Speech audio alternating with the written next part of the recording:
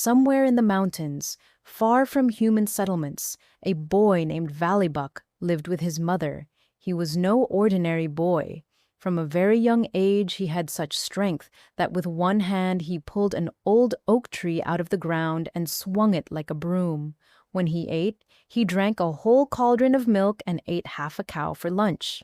His mother loved him, but she knew that because of his strength and courage, he could not stay at home forever.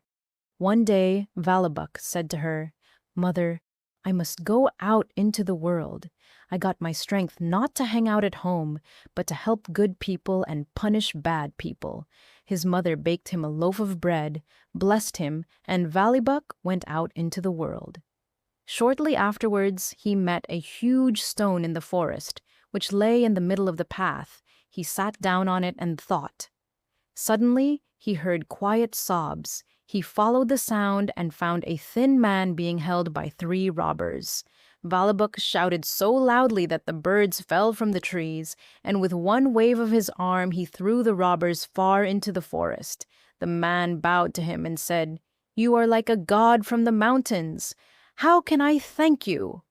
"I need no thanks," replied Valibuk. "Tell me rather, where is the evil that plagues this land?" The man told him of a dragon with 3 heads who dwells beyond the 9 mountains and it kidnaps girls from villages. The last one he kidnapped was a princess from a nearby kingdom. The king promised whoever rescued her half the kingdom and his daughter as his wife. Valibuk did not hesitate. He journeyed through mountains and valleys, across rivers and wastelands, until at last he came to the cave where the dragon lived. At the entrance, he roared until the rocks cracked. The dragon flew out, its 3 heads spitting fire and smoke. "Who is disturbing me?" roared the dragon. "I, Valibuk, have come to destroy you." It was a terrible fight. The dragon roared and spouted fire, and Valibuk drove a log into one of its mouths.